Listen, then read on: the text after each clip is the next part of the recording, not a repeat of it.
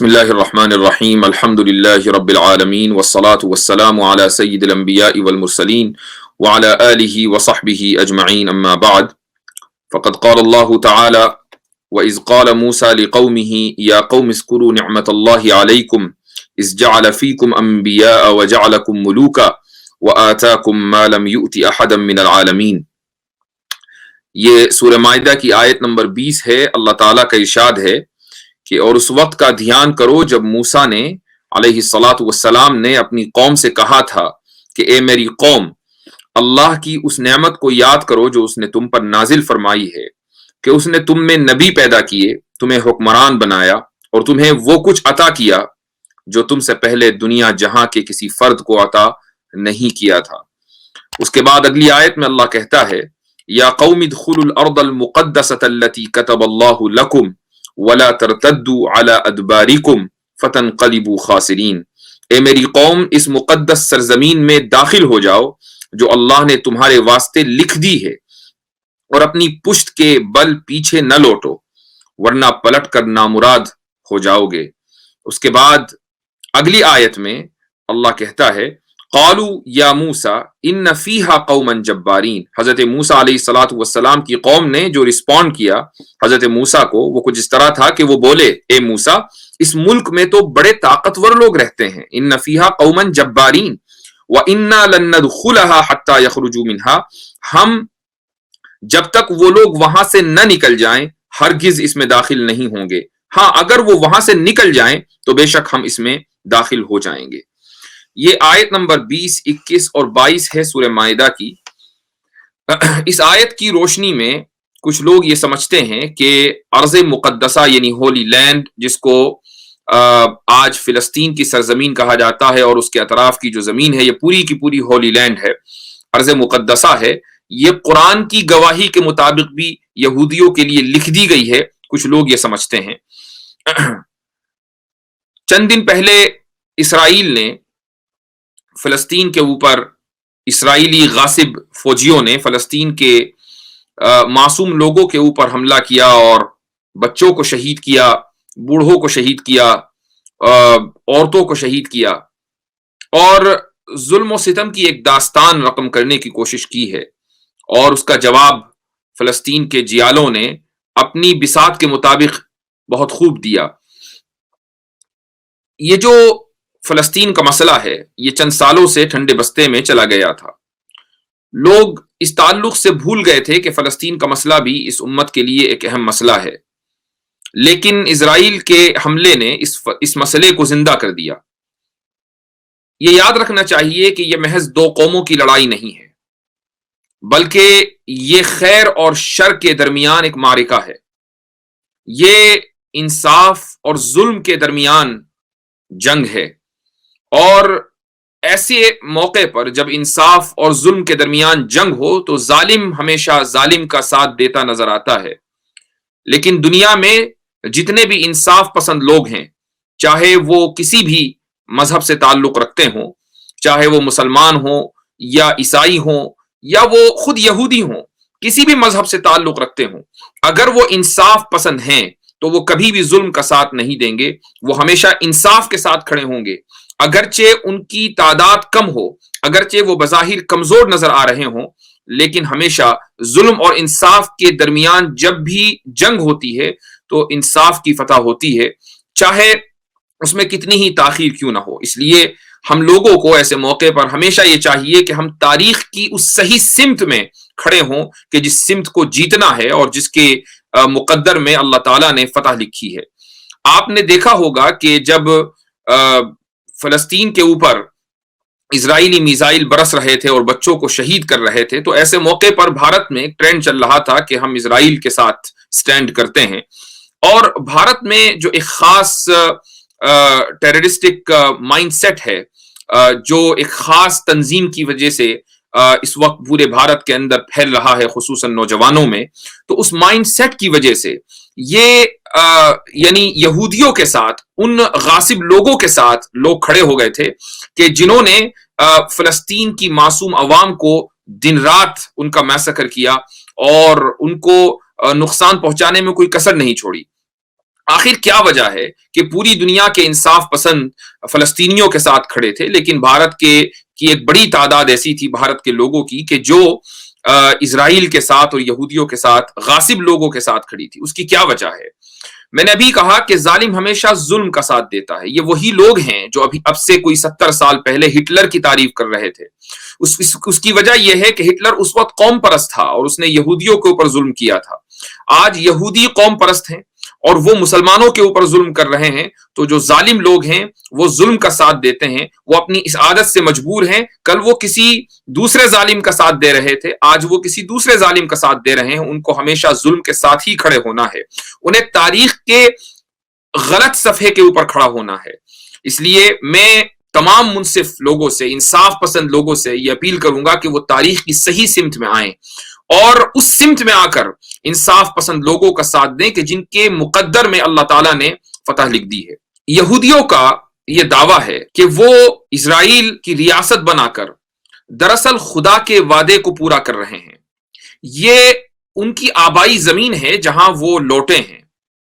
और उन्हें यहां पर रियासत कायम करने का मुकम्मल हक है, ये उनका दावा है। आज मैं उस दावे को इंशाअल्लाह आप लोगों के सामने रखूंगा और इस दावे को समझने की कोशिश करूंगा कि इस दावे में कितनी सदाकत है, कहां तक ये क्रेडिबल है और इस दावे में कितनी क्रेडिबिलिटी हो सकती है, ये कितना अपीलिंग है। अफसोस के साथ मुझे कहना पड़ता है कि जो लोग फलस्तीन और इसराइल के मसले पर ज्यादा गहरी नजर नहीं रखते हैं, वो इस बात के कायल हो चले हैं कि शायद यहूदियों का भी इस जमीन के ऊपर कोई हक होगा, इसलिए होना यह चाहिए कि वो और फलस्तीनी दोनों भाई भाई बनकर रहें और एक साथ अच्छे पड़ोसियों की तरह रहें। लेकिन जब हम इस दावे के ऊपर गौर करते हैं यहूदियों के, वो ये कहते हैं कि तौरात में book of genesis verse number 3 to 5, इसमें अल्लाह ताला ने, खुदा ने हजरत इब्राहिम अलैहिस्सलातु वस्सलाम से एक वादा किया है और वो वादा ये है कि इब्राहिम, मैंने ये इलाका जो मिस्र की नहर यानी दरियाए नील से लेकर दरियाए फुरात यानी इराक तक जाता है, ये पूरा का पूरा इलाका इब्राहिम अलैहिस्सलातु वस्सलाम मैंने आपकी नस्ल के लिए लिख दिया है। इस दावे की बुनियाद पर यहूदी और सहयूनी आज ये समझते हैं कि फिलिस्तीन उनका हकीकी वतन है और इस वतन में हुकूमत उनकी होनी चाहिए, चूंकि ये खुदा का वादा है और वो खुदा के वादे को सच्चा करने की कोशिश कर रहे हैं। अगर हम इस दावे को देखें तो इस दावे के दरअसल दो रुख हैं। एक रुख तो है कौमी, यानी यहूदी कौम को उसके आबाई वतन होने की बुनियाद पर यह हक है कि वो यहां पर रियासत की तश्कील करे। तो एक तो रुख यह है इस दावे का, और दूसरा रुख इस दावे का मजहबी है कि मजहबी बुनियादों पर यहूदियों को यह हक है कि वो इस जमीन के ऊपर अपनी रियासत कायम करें। तो हम दोनों रुख देखते हैं कि कौमी एतबार से क्या यह दावा सही है, कौमियत के एतबार से, या इसी तरीके से मजहबियत के एतबार से यह दावा कहां तक सही है। तो सबसे पहले हम कौमियत को ले लेते हैं। अगर यही दलील है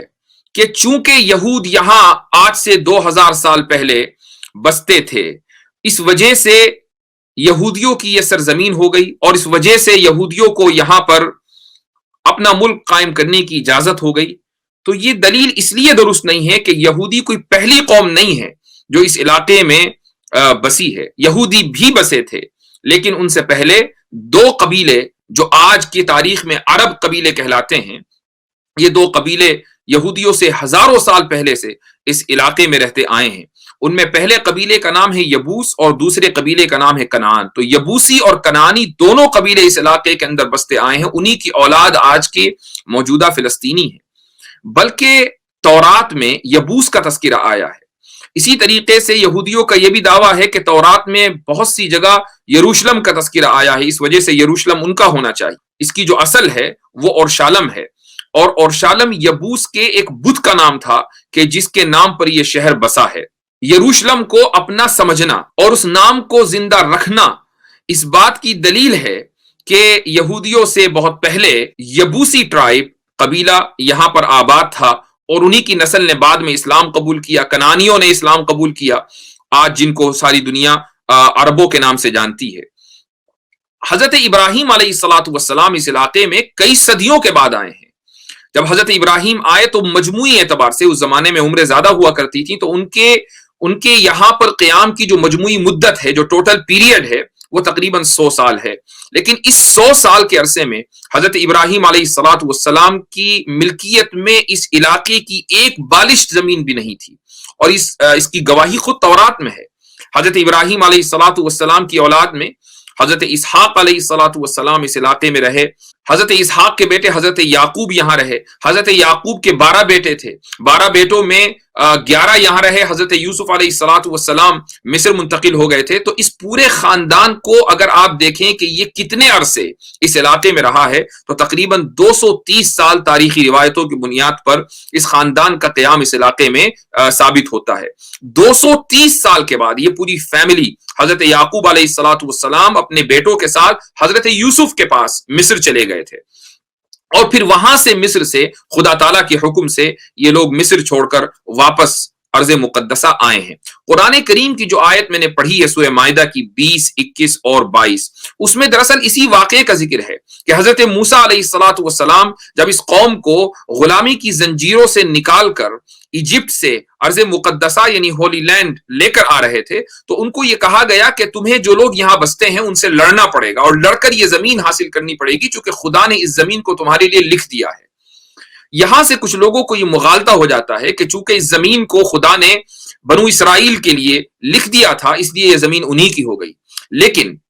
قرآن کریم کی اسی آیت میں ساتھ میں یہ بھی لکھا ہوا ہے کہ یہ جو وعدہ تھا یہ اس شرط کے ساتھ مشروط تھا، یعنی یہ کنڈیشنل پرومس تھا کہ تمہیں یہ زمین لڑ کر لینی پڑے گی۔ یہودیوں نے اس زمانے میں لڑنے سے انکار کر دیا، قرآن کریم کی اسی آیت کی گواہی ہے، انہوں نے کہا کہ اس زمین میں تو بڑے طاقتور لوگ رہتے ہیں، ہم اس میں داخل نہیں ہوں گے، ایسا کریں موسیٰ آپ اور آپ کا رب دونوں جائیں اور لڑیں، اور جب فتح ہو جائے تو ہمیں بتا دیجیے گا۔ تو یہودیوں نے اس شرط کو ماننے سے انکار کر دیا، تو خدا کا وعدہ اس صورت میں ان کے اوپر لاگو ہوتا جبکہ یہ اس شرط کو قبول کرتے۔ حضرت موسیٰ علیہ الصلاۃ والسلام کے زمانے میں ہی انہوں نے اس شرط کو مسترد کر دیا تھا۔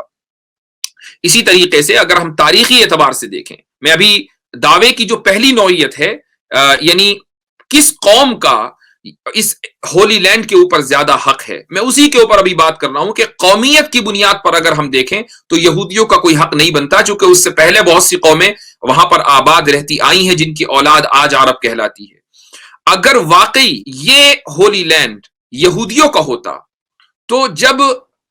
زائنزم تحریک قائم ہوئی اور زائنزم کے بانی تھیوڈر ہرزل نے، جو کہ ایک جرنلسٹ تھا اور اپنے آپ کو سوشل ایکٹیوسٹ کہتا تھا، جب اس نے زائنزم قائم کی اور اس تحریک کے روح روا لوگوں نے یہ طے کیا کہ یہودیوں کی اپنی ایک ریاست ہونی چاہیے، اپنا ایک گھر ہونا چاہیے،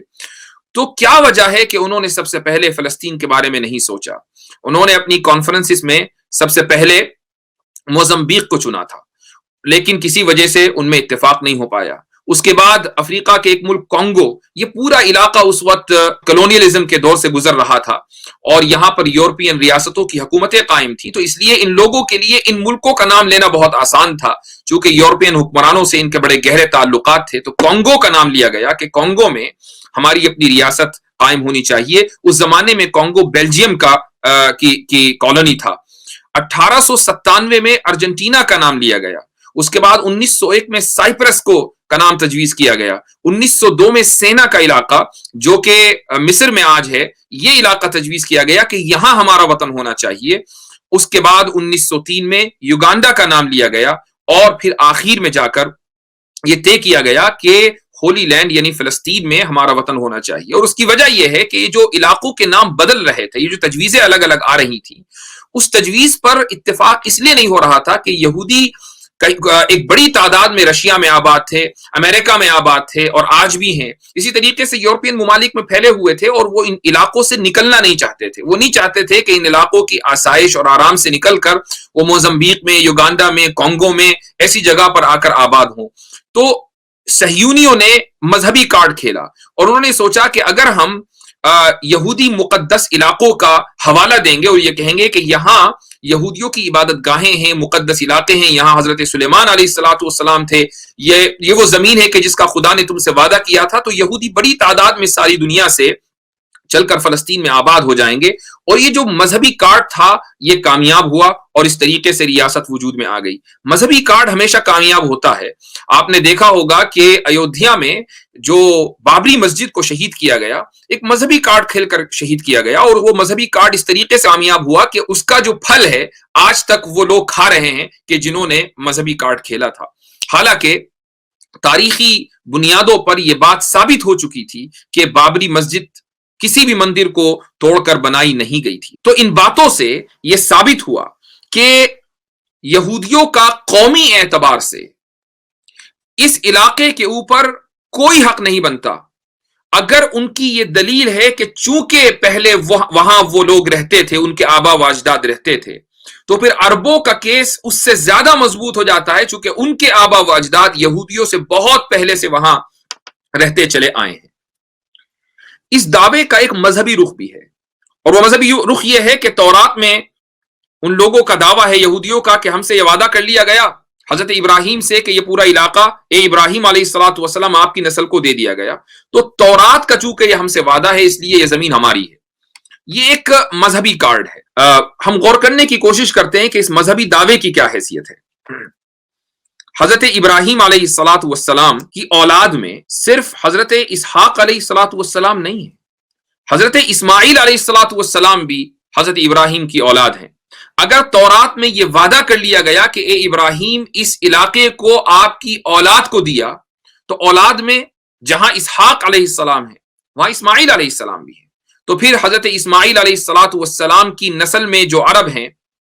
ان کا حق اس علاقے پر کیوں نہیں ہے؟ کس بنیاد پر اگر ایک باپ کا انتقال ہوتا ہے اور ایک مکان اس باپ کے دو لڑکوں کے نام آتا ہے تو ایک بھائی اگر دوسرے بھائی کو بے دخل کر دے تو کیا اس کو انصاف کہا جائے گا؟ کیا دو بھائیوں میں ایک بھائی کا اس مکان کے اوپر زیادہ حق ہوتا ہے اور دوسرے کا کم ہوتا ہے؟ تو اگر ہم مذہبی اعتبار سے بھی دیکھیں تو حضرت اسماعیل علیہ الصلوۃ والسلام کی اولاد میں نبی کریم صلی اللہ علیہ وسلم ہے, اور نبی کریم صلی اللہ علیہ وسلم کے اوپر ایمان لانے والی امت کا بھی پھر اس علاقے کے اوپر اتنا ہی حق ہے اگر یہودی تورات کے ذریعے اپنا حق اس علاقے کے اوپر ثابت کرتے ہیں. لیکن یہاں یہ بات ذہن میں رکھنی چاہیے کہ انبیاء علیہ الصلوۃ والسلام کی جو فیملی ہوتی ہے, انبیاء علیہ الصلوۃ والسلام کی آل اور اولاد, وہ لوگ ہوتے ہیں کہ جو انبیاء کے طریقے کے اوپر چلیں. اگر ان کا نسبی تعلق انبیاء سے ہو لیکن وہ انبیاء کے طریقے پر نہ چلتے ہوں تو پھر وہ ان انبیاء کی اولاد نہیں مانے جاتے. حضرت نوح علیہ الصلوۃ والسلام کو یہودی بھی مانتے ہیں, جس طریقے سے مسلمان مانتے ہیں یہودی بھی مانتے ہیں, عیسائی بھی مانتے ہیں. حضرت نوح علیہ الصلوۃ والسلام کا ایک بیٹا تھا کہ جس نے حضرت نوح پر ایمان لانے سے انکار کر دیا تھا. جب سیلاب آیا اور وہ سیلاب میں ڈوبنے لگا تو حضرت نوح علیہ الصلوۃ والسلام نے اپنے رب سے دعا کی کہ اللہ میرے اس بیٹے کو بچا لیجئے. تو اللہ تعالیٰ نے کیا کہا؟ اللہ تعالیٰ نے فرمایا کہ انہ لیس من اہلک, یہ تمہارے خاندان میں سے نہیں ہے. حالانکہ وہ نسبی بیٹا تھا, وہ حضرت نوح کا اپنا بیٹا تھا, لیکن اللہ کہہ رہا ہے کہ انہ لیس من اہلک, یہ تمہارے خاندان میں سے نہیں ہے. انہ عمل غیر صالح. اس سے یہ ثابت ہوا کہ انبیاء علیہ الصلوۃ والسلام کی اولاد وہ اس وقت مانی جاتی ہے جب وہ انبیاء علیہ الصلوۃ والسلام کے مشن کے اوپر چلے اور انبیاء کے طریقے کے اوپر, ان کی سنت کے اوپر چلے. اگر وہ ان کے طریقے کو بدل دے, ان کی خلاف ورزی کرے, تو پھر وہ انبیاء کی اولاد نہیں ہے, اگرچہ ان کا نسبی تعلق اس نبی سے کتنا ہی گہرا کیوں نہ ہو. آج یہ دیکھا جانا چاہیے کہ آل ابراہیم کون ہے. حضرت ابراہیم علیہ الصلوۃ والسلام کی آل یعنی فیملی میں اور ان کے فالوورز میں کون لوگ ہیں؟ کیا یہودی یہ دعویٰ کر سکتے ہیں کہ ہم حضرت ابراہیم علیہ الصلوۃ والسلام کی بات ماننے والے ہیں, ہم حضرت ابراہیم کی سنت پر چلنے والے ہیں؟ کیا یہودی آج کی تاریخ میں یہ ثابت کر سکتے ہیں؟ ہرگز نہیں. حضرت موسیٰ علیہ الصلوۃ والسلام کے زمانے میں ہی یہودیوں نے گائے کی پوجا شروع کر دی تھی. حضرت ابراہیم علیہ الصلوۃ والسلام کی توحید کے قصے تو پورے قرآن کریم میں جگہ جگہ بکھرے ہوئے ہیں. حضرت ابراہیم علیہ الصلوۃ والسلام اتنے بڑے توحید کے داعی تھے کہ انہوں نے توحید کے اوپر زبردست دلائل دیے ہیں جن کو قرآن کریم نے نقل کیا ہے. لیکن وہ لوگ جو ابراہیم علیہ الصلوۃ والسلام کو اپنا جد امجد مانتے ہیں, اپنا فور فادر مانتے ہیں, وہ حضرت موسیٰ کے دور میں ان کے سامنے گائے کی پوجا کر رہے تھے. یہ وہ لوگ ہیں جو انبیاء علیہ الصلوۃ والسلام کے قتل کے مرتکب ہیں. دنیا میں وہ کون سا جرم ہے جو یہودیوں نے انجام نہ دیا ہو۔ حضرت زکریا علیہ الصلوۃ والسلام کو انہوں نے قتل کیا، حضرت یحییٰ علیہ الصلوۃ والسلام کو انہوں نے قتل کیا، حضرت لوط علیہ الصلوۃ والسلام کے اوپر انہوں نے الزام لگایا کہ وہ اپنی بیٹیوں کے ساتھ زنا کیا کرتے تھے والعیاذ باللہ، حضرت سلیمان علیہ الصلوۃ والسلام کے اوپر انہوں نے الزام لگایا، حضرت عیسیٰ علیہ الصلوۃ والسلام کو ولد الزنا یعنی زنا کے نتیجے میں پیدا ہونے والا، یہ حضرت عیسیٰ علیہ الصلوۃ والسلام کے بارے میں والعیاذ باللہ کہا۔ تو خود ان حرکتوں کا اعتراف آج یہودی کرتے ہیں اور ان کی کتابوں میں یہ ساری باتیں لکھی ہوئی ہیں، تو کس بنیاد پر وہ یہ کہہ سکتے ہیں کہ ہم حضرت ابراہیم علیہ الصلوۃ والسلام کی آل اولاد میں سے ہیں؟ اللہ تعالیٰ کو ان تمام حرکتوں کا علم تھا، علم ہے، اور یہی وجہ ہے کہ قرآن کریم کی ایک آیت ہے، اللہ تعالیٰ فرماتا ہے وَإِذِ ابْتَلَى إِبْرَاهِيمَ رَبُّهُ بِكَلِمَاتٍ فَأَتَمَّهُنَّ، کہ ابراہیم علیہ الصلوۃ والسلام کا اللہ تعالیٰ نے چند باتوں میں امتحان لیا، فَأَتَمَّهُنَّ، اور ابراہیم علیہ الصلوۃ والسلام نے اس امتحان کو کامیابی کے ساتھ پورا کر دیا، اور اس کے بعد پھر اللہ تعالیٰ نے فرمایا انی جاعلک للناس اماما، کہ میں اے ابراہیم علیہ الصلوۃ والسلام آپ کو لوگوں کا امام بناتا ہوں، آپ کو لوگوں کا لیڈر بناتا ہوں۔ تو حضرت ابراہیم علیہ الصلوۃ والسلام نے یہ فرمایا کہ وَمِن ذُرِّيَّتِي، اے اللہ میری اولاد کو بھی آپ اسی منصب پر فائز کریں، میری اولاد کو بھی آپ لیڈر بنائیں، امام بنائیں۔ تو اللہ تعالیٰ نے فرمایا لا ینال عہد الظالمین، کہ ظالم لوگوں کے لیے میرا وعدہ نہیں ہے۔ اللہ جانتا تھا کہ حضرت ابراہیم علیہ الصلوۃ والسلام کی اولاد میں کچھ لوگ ظالم ہوں گے، یہ وہ لوگ ہیں جو حضرت اسحاق علیہ الصلوۃ والسلام کی نسل، حضرت یعقوب علیہ الصلوۃ والسلام کی بیٹوں کی اولاد میں آج جن کو ہم یہودی کہتے ہیں، یہ وہ ظالم ہیں کہ جنہوں نے اللہ تعالیٰ کی نافرمانی کی، انبیاء کی نافرمانی کی۔ تو پھر کس بنیاد پر وہ اللہ تعالیٰ کے وعدے کے مستحق ہو سکتے ہیں؟ کس بنیاد پر وہ یہ دعویٰ کرتے ہیں کہ یہ ہولی لینڈ ہمارا ہے؟ ہم لوگوں کو یہ ذہن میں رکھنا چاہیے کہ ہمارا یہ ایمان ہے، ہمارا یہ عقیدہ ہے کہ اس کائنات میں الگ الگ دین خدا کی طرف سے نہیں آئے ہیں، دین آیا ہے تو ایک آیا ہے، ان الدین عند اللہ الاسلام۔ حضرت آدم علیہ الصلوۃ والسلام سے لے کر نبی کریم صلی اللہ علیہ وسلم تک دین صرف ایک رہا ہے، اور وہ ہے اسلام۔ ہاں شریعتیں الگ الگ رہی ہیں، حضرت نوح کی شریعت الگ تھی، حضرت ابراہیم کی شریعت الگ تھی، حضرت موسیٰ علیہ الصلوۃ والسلام کی شریعت الگ تھی، حضرت عیسیٰ علیہ الصلوۃ والسلام کی شریعت الگ تھی، نبی کریم صلی اللہ علیہ وسلم کی شریعت الگ ہے۔ شریعتوں کا اختلاف ہے لیکن بنیاد میں کوئی اختلاف نہیں ہے۔ تمام انبیاء مسلمان تھے اور انہوں نے اسلام کی دعوت دی ہے۔ قرآن کریم نے اسی حقیقت کو بیان کیا ہے۔ اللہ تعالیٰ فرماتا ہے ما کان ابراہیم یہودیا ولا نصرانیا، کہ ابراہیم علیہ الصلوۃ والسلام نہ یہودی تھے نہ نصرانی تھے، ولکن کان حنیفا مسلما، تو ابراہیم علیہ الصلوۃ والسلام کے یہودی اور نصرانی ہونے کا انکار قرآن کریم میں واضح انداز پر لکھا ہوا ملتا ہے۔ یہی وجہ ہے کہ جب حضرت عیسیٰ علیہ الصلوۃ والسلام اس دنیا میں تشریف نہیں لائے تھے، اس سے پہلے وہ یہودی کے جنہوں نے تورات کو ڈسٹورٹ نہیں کیا تھا، تحریف نہیں کی تھی، وہ مسلمان تھے۔ حضرت عیسیٰ علیہ الصلوۃ والسلام جب دنیا میں تشریف لائے اور نبی بنے تو حضرت عیسیٰ علیہ الصلوۃ والسلام کے ماننے والے مسلمان کہلائے، جب تک انہوں نے انجیل میں کوئی ڈسٹورشن اور تحریف نہیں کی۔ اس کے بعد پھر نبی کریم صلی اللہ علیہ وسلم نبی بنے، آپ کی بعثت ہوئی تو آپ کے ماننے والے مسلمان کہلائے۔ آج کی تاریخ میں اگر ہم یہ دیکھیں کہ حضرت ابراہیم کو سب سے زیادہ کون مانتا ہے، بات نسبی تعلق کی نہیں ہے، بات دینی تعلق کی ہے کہ حضرت ابراہیم کی سنت کے اوپر آج کی تاریخ میں کون سب سے زیادہ چلتا ہے۔ آپ اسلام میں دیکھیں، ہماری شریعت، نبی کریم صلی اللہ علیہ وسلم کی شریعت میں دیکھیں کہ حج کا ایک ایک رکن حضرت ابراہیم علیہ الصلوۃ والسلام کی یادگار ہے۔ وہ مینا گئے تو مسلمان مینا جاتے ہیں، انہوں نے طواف کیا تو مسلمان طواف کرتے ہیں، وہ عرفات گئے تو مسلمان عرفات جاتے ہیں، وہ مزدلفہ میں ٹھہرے تو مسلمان مزدلفہ میں جاتے ہیں، انہوں نے احرام باندھا تو مسلمان احرام باندھتے ہیں، انہوں نے حج کا اعلان کیا۔ دنیا کے لیے ہر ایک مسلمان کی یہ تمنا ہوتی ہے کہ کسی طریقے سے وہ اپنی زندگی میں ایک بار حج کر لے۔ یہ ابراہیم علیہ الصلوۃ والسلام کی دعا اور دعوت کا نتیجہ تھا۔ یہ اس اعلان پر لبیک مسلمان کہتے ہیں کہ جو ابراہیم علیہ الصلوۃ والسلام نے صدیوں پہلے کیا تھا۔ آپ عید الاضحیٰ دیکھیں کہ جو مسلمان حج کے لیے نہیں جاتے، عید الاضحیٰ وہ اپنے گھروں میں مناتے ہیں، قربانی کرتے ہیں۔ یہودیوں کے یہاں بھی قربانی تھی، لیکن حضرت عیسیٰ علیہ الصلوۃ والسلام کے 70 سال کے بعد جب رومنز نے فلسطین کے اوپر قبضہ کیا، اس وقت سے یہودیوں نے قربانی کو ترک کر دیا۔ مسلمانوں کے یہاں قربانی کبھی ترک نہیں ہوئی۔ وہ عید الاضحیٰ کے موقع کے اوپر ہر سال پوری دنیا میں حضرت ابراہیم علیہ الصلاۃ والسلام کی سنت کو زندہ کرتے ہیں۔ اسی طریقے سے ہماری تو نماز بھی حضرت ابراہیم علیہ الصلاۃ والسلام پر درود بھیجے بغیر ناقص رہتی ہے۔ ہم ہر نماز میں جب بیٹھتے ہیں سلام پھیرنے سے پہلے حضرت ابراہیم علیہ الصلاۃ والسلام پر بھی درود بھیجتے ہیں اور نبی کریم صلی اللہ علیہ وسلم پر بھی درود بھیجتے ہیں۔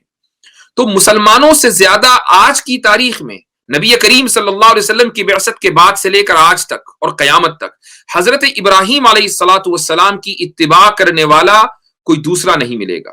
اگر حضرت ابراہیم کی کوئی قوم اتباع کرتی ہے تو وہ مسلمان ہے۔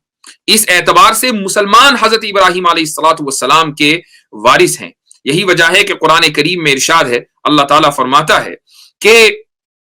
ان اول الناس بابراہیم للذین اتبعوہ وہذا النبی والذین آمنوا، کہ حضرت ابراہیم سے جو سب سے قریبی تعلق ہے وہ کن لوگوں کا ہے؟ وہ للذین اتبعوہ، ان لوگوں کا ہے کہ جو حضرت ابراہیم کی اتباع کرتے ہیں، ان کو فالو کرتے ہیں۔ اور اس کے بعد اللہ تعالیٰ نے پوائنٹ آؤٹ کر دیا کہ یہ نبی یعنی نبی کریم صلی اللہ علیہ وسلم حضرت ابراہیم کی اتباع کرتے ہیں، والذین آمنوا، اور حضرت نبی کریم صلی اللہ علیہ وسلم پر ایمان لانے والے حضرت ابراہیم کی اتباع کرتے ہیں۔ تو حضرت ابراہیم سے سب سے گہرا تعلق نبی کریم صلی اللہ علیہ وسلم اور آپ کے ماننے والوں یعنی مؤمنین کا ہے۔ ایک اور آیت میں اللہ تعالیٰ فرماتے ہیں وَلَقَدْ كَتَبْنَا فِي الزَّبُورِ مِن بَعْدِ الذِّكْرِ أَنَّ الْأَرْضَ يَرِثُهَا عِبَادِيَ الصَّالِحُونَ، کہ ہم نے زبور میں لکھ دیا تھا، آج اولڈ ٹیسٹمنٹ کا وہ حصہ ہے، اس میں لکھ دیا تھا کہ اس زمین کے وارث میرے نیک بندے ہوں گے۔ اور نیک بندے کون ہیں؟ نیک بندے وہ ہیں جو نبی کریم صلی اللہ علیہ وسلم کے اوپر ایمان لائے اور آپ صلی اللہ علیہ وسلم کے ذریعے حضرت ابراہیم علیہ الصلاۃ والسلام کی سنتوں کو انہوں نے جانا، پہچانا اور ان کے اوپر عمل کیا۔ قرآن کریم کی یہ آیتیں اس بات کی واضح دلیل ہیں کہ اگر اللہ تعالیٰ نے اس ہولی لینڈ کا ابراہیم علیہ الصلاۃ والسلام سے وعدہ کیا تھا تو پھر حضرت ابراہیم علیہ الصلاۃ والسلام کی جو ذریت ہے، وہ ذریت کہ جو حضرت ابراہیم کی سنت کو آج زندہ کیے ہوئے ہے، نسبی تعلق کی بات نہیں ہو رہی ہے، نسبی تعلق پر بھی بات کرنی ہے تو حضرت اسماعیل سے نسبی تعلق ثابت ہے۔ تو نسب کے اعتبار سے اور اتباع کے اعتبار سے، فالو کرنے کے اعتبار سے، دونوں اعتبار سے مسلمان اس بات کے حقدار ہیں کہ یہ زمین ان کو ملے خود تورات کی گواہی کے مطابق۔ یہ ساری بات میں اس لیے کہہ رہا ہوں چونکہ ہم یہ دیکھ رہے ہیں کہ کچھ عرصے سے مغربی اور یہودی پروپیگنڈے کی بنیاد پر لوگ یہ سمجھنے لگے کہ بھئی یہ زمین ان کے آبا و اجداد کی تھی، یہ لوٹے ہیں تو ان کو حق ہے یہاں پر ریاست قائم کرنے کا۔ ان تمام دلائل کی بنیاد پر یہ بات ثابت ہو چکی ہے کہ یہودیوں کو نہ تو قومیت کی بنیاد پر وہاں ریاست قائم کرنے کا کوئی حق تھا اور ہے، اور نہ ہی مذہبی بنیاد پر وہاں کوئی ریاست قائم کرنے کا حق ہے۔ یہودیوں میں یہی وجہ ہے، ایک الٹرا آرتھوڈاکس ان میں ایک طبقہ پایا جاتا ہے کہ جن کو نیچری کارتا بولتے ہیں، یہ بہت الٹرا آرتھوڈاکس ہوتے ہیں۔ ان کے یہاں یہودیوں میں ایک مدراش کے نام سے تورات کی سب سے پرانی تفسیر ہے، اس کی انٹرپریٹیشن ہے، کامنٹری ہے، اس میں یہ بات لکھی ہوئی ہے اور یہ طبقہ اسی کو مانتا ہے کہ بنو اسرائیل کے لیے یعنی یہودیوں کے لیے اس بات کو حرام کر دیا گیا تھا کہ وہ طاقت کے بلبوتے پر اجتماعی طور سے یعنی کلیکٹیولی اس علاقے میں داخل ہوں اور یہاں حکومت قائم کریں۔ اگر آئندہ کبھی ان کی حکومت قائم ہوگی تو وہ انسانی کوششوں کی بنیاد پر نہیں ہوگی، ورنہ یہودیوں کی مغفرت نہیں ہو سکتی، خدا ان کو معاف نہیں کرے گا۔ ان کی اگر حکومت قائم ہوگی تو وہ سپر نیچرل طریقے سے قائم ہوگی، کبھی بھی وہ انسانی کوششوں کے نتیجے میں قائم نہیں ہو سکتی۔ یہی وجہ ہے کہ 20,000 کے قریب اس وقت اس ناجائز اسرائیلی ریاست میں یہ لوگ آباد ہیں اور یہ کھل کر اپنی اس حکومت کی مخالفت کرتے ہیں، چونکہ ان کے مذہب کے مطابق اور ان کی انٹرپریٹیشن کے مطابق یہ صہیونی ریاست ایک ایلیگل ریاست ہے، ایک ناجائز ریاست ہے۔ تو یہودیوں میں خود اس بات کے اوپر اختلاف ہے اور یہی وجہ ہے کہ وہ فلسطینیوں کے حق کو تسلیم کرتے ہیں۔ پوری دنیا میں وہ جہاں جہاں پائے جاتے ہیں، وہ انگلینڈ میں پائے جاتے ہیں، وہ امریکہ میں پائے جاتے ہیں۔ میں نے ان میں سے بہت سے لوگوں سے ملاقات کی ہے اور ان سے میری گفتگو ہوئی ہے اور انہوں نے مجھے دلائل سے یہ ثابت کیا ہے کہ کیسے فلسطینیوں کا اس علاقے کے اوپر حق ہے اور اسرائیلیوں کا اس علاقے کے اوپر جو قبضہ ہے وہ ناجائز ہے۔ ایک اور بات میں کہنا چاہوں گا اور وہ یہ ہے کہ مغربی دنیا جس نفاق کا اور جس ہپوکریسی کا اس دور میں مظاہرہ کر رہی ہے، شاید ایسا کبھی تاریخ میں کبھی نہ ہوا ہوگا۔ یہ وہ سویلائزیشن ہے کہ جو پوری دنیا میں جمہوریت اور ڈیموکریسی کا نعرہ لگاتی ہے۔ ڈیموکریسی کا مطلب صرف ووٹ ڈالنا نہیں ہوتا، ووٹ تو وہاں بھی ڈلتے ہیں جہاں ڈکٹیٹرشپ ہوتی ہے۔ ڈیموکریسی کا مطلب جو ایک خوبصورت سلوگن دیا جاتا ہے وہ یہ کہ اس ملک کی عوام کو ایکول رائٹس ہوں، یہ جمہوریت کی بنیاد کہی جاتی ہے۔ اور ایسی صورت میں جمہوریت کو مقدس بنا کر، ہولی بنا کر پیش کیا جاتا ہے، اور اس کے مقابلے میں جتنے بھی موڈ آف گورننس ہیں، جتنے بھی طریقے حکومت ہیں، سب کو مسترد کر دیا جاتا ہے۔ ڈکٹیٹرشپ کو اسی لیے مسترد کیا جاتا ہے۔ اسی بنیاد پر ویسٹرن سویلائزیشن خلافت کو مسترد کرتی ہے، تھیوکریسی کو مسترد کرتی ہے۔ لیکن جب بات یہودی ریاست کی آتی ہے، جب بات اسرائیل کی آتی ہے، تو وہ کہتے ہیں، یہودی کھلم کھلا کہتے ہیں کہ ہم ایک جوش اسٹیٹ ہیں، ہم ایک یہودی ریاست ہیں۔ یہودی ریاست کا کیا مطلب ہے؟ اگر یہودی ریاست کا مطلب یہ ہے کہ ایک مذہبی ریاست ہے تو اسی کو تھیوکریسی کہا جاتا ہے، اور ویسٹرن سٹینڈرڈ کے مطابق تو تھیوکریسی سب سے بڑا جرم ہے۔ لیکن یہودی اگر وہ جرم کریں تو یہ جرم نہیں رہتا، بلکہ یہ مغربی دنیا کے لیے کار ثواب بن جاتا ہے۔ اور اگر یہودی ریاست سے مراد قومی ریاست ہے کہ یہ ریاست صرف ایک خاص قوم کے لیے ہوگی، اور دوسری قوم اگر اس علاقے کے اندر بسے گی تو وہ سیکنڈ کلاس سٹیزن ہوگی، اسی کو اپارتھائڈ کہا جاتا ہے۔ اپارتھائڈ کیا ہے؟ یعنی نسل اور رنگ کی بنیاد پر حکومت کا قیام۔ نیلسن منڈیلا نے جو ساؤتھ افریقہ میں گوروں کے خلاف جد و جہد کی تھی، محاذ قائم کیا تھا، اور پوری زندگی انہوں نے وقف کر دی تھی اپنے ملک کو آزاد کرانے میں، وہاں کیا ہوتا تھا؟ انہوں نے ساؤتھ افریقہ میں اس لیے جد و جہد کی گوروں کے خلاف چونکہ گوروں نے ایک نسلی ریاست وہاں قائم کی ہوئی تھی، جو حقوق گوروں کے تھے وہ کالوں کے نہیں تھے۔ ساری دنیا نے نیلسن منڈیلا کی تعریف کی، ساری دنیا نیلسن منڈیلا کے ساتھ کھڑی ہو گئی۔ لیکن جب وہی حرکت یہودی کرتے ہیں، فلسطینیوں کے خلاف کرتے ہیں، فلسطینیوں کے بچوں کو شہید کر دیتے ہیں، ان کے جوانوں کو بے روزگار رکھتے ہیں، ان کے بوڑھوں کو دن دہاڑے قتل کر دیتے ہیں، ان کی عورتوں کو ریپ کرتے ہیں، تو دنیا خاموش رہتی ہے، اور مغربی میڈیا کی زبان سے ایک لفظ فلسطینیوں کے حق میں ادا نہیں ہوتا۔ اس لیے کم سے کم مسلمانوں کو یہ چاہیے کہ وہ اس بات کو ذہن میں رکھیں کہ فلسطین کا مسئلہ اسلام کا مسئلہ ہے، فلسطین کا مسئلہ مسلمان کا مسئلہ ہے۔ یہ مسئلہ صرف اس لیے نہیں ہے کہ نبی کریم صلی اللہ علیہ وسلم نے معراج کے موقع پر وہاں نماز پڑھی تھی، بلکہ اس لیے ہے کہ مسلمان حضرت ابراہیم علیہ الصلاۃ والسلام کے وارث ہیں، اور حضرت ابراہیم علیہ الصلاۃ والسلام سے اللہ تعالیٰ نے یہ وعدہ کیا تھا کہ ہولی لینڈ حضرت ابراہیم کے وارثوں کو ملے گی۔ تو جو حضرت ابراہیم کا حقیقی جانشین ہے، یہ زمین بھی پھر اسی کی ہے۔ اس لیے یہ مسئلہ دو قوموں کا مسئلہ نہیں ہے۔ میں نے اسی لیے شروع میں یہ بات کہی تھی کہ یہ خیر اور شر کے درمیان جنگ ہے، یہ ظلم اور انصاف کے درمیان جنگ ہے، اور مسلمانوں کو ساری دنیا کے کم سے کم یہ اویئرنیس پیدا کرنی چاہیے کہ وہ انصاف کے ساتھ کھڑے ہوں اور ظلم کو وہ دن رات کنڈیم کریں۔ جب تک ظالم کو ظالم نہیں کہا جائے گا اور اس کے ہاتھ کو پکڑ کر روکا نہیں جائے گا، وہ ظلم سے باز نہیں آئے گا۔ جہاں تک غیر مسلموں کی بات ہے، میں ان سے بھی یہ اپیل کرنا چاہوں گا، محض اس لیے کہ ایک مسئلہ مسلمانوں کا ہے، آپ اس لیے اس مسئلے میں دشمنوں کے ساتھ کھڑے نہ ہوں، بلکہ آپ انصاف کے ساتھ کھڑے ہوں۔ آپ اس پوری جو گفتگو ہی ہے اس کی بنیاد پر دیکھیں کہ کس قوم کا، کس مذہب کے ماننے والوں کا اس زمین کے اوپر بنیادی حق ہے۔ اگر آپ آج انصاف کے ساتھ کھڑے نہیں ہوئے اور آپ نے ظالم کا ہاتھ نہیں تھاما، آپ نے ظالم کی پشت پناہی کی، تو پھر یہی کہا جائے گا کہ جس طریقے سے ایسے بہت سے لوگوں کے پوروجوں نے اپنے زمانے میں انسانیت کے خلاف کرائم کیے ہیں۔ ہم جانتے ہیں کہ آرینز بھارت میں باہر سے آئے ہیں، اور انہوں نے وہاں کے بھارت کے مول نواسیوں کو کھدیڑ کر اپنی ایک چھوٹی چھوٹی ریاستیں قائم کر لی تھیں، اور آج وہ دھڑلے سے یہ کہتے ہیں کہ ہم یہاں کے حقیقی باشندے ہیں۔ کچھ یہی نیریٹو یہودیوں کے یہاں چل رہا ہے کہ وہ باہر سے آئے اور اس کے بعد انہوں نے اپنی ریاست قائم کی، اور آج وہ یہ کہہ رہے ہیں کہ ہم یہاں کے اصل باشندے ہیں۔ اس لیے غیر مسلموں کو ظلم کا ساتھ نہیں دینا ہے، انصاف کا دامن تھامنا ہے، اور تاریخ کی اس سمت کے اوپر کھڑا ہونا ہے جس سمت کے مقدر میں خدا نے جیت اور فتح لکھی ہے۔ دعا کرتا ہوں کہ اللہ سبحانہ و تعالی مظلوم فلسطینیوں کی مدد فرمائے، اور ساری امت مسلمہ کو یہ سمجھنے کی توفیق عطا فرمائے کہ مسئلہ فلسطین صرف فلسطینیوں کا مسئلہ نہیں ہے، بلکہ یہ پوری امت مسلمہ کا اور ہر مسلمان کا ایک ذاتی مسئلہ ہے۔ جزاکم اللہ خیر الجزا وآخر دعوانا ان الحمد للہ رب العالمین۔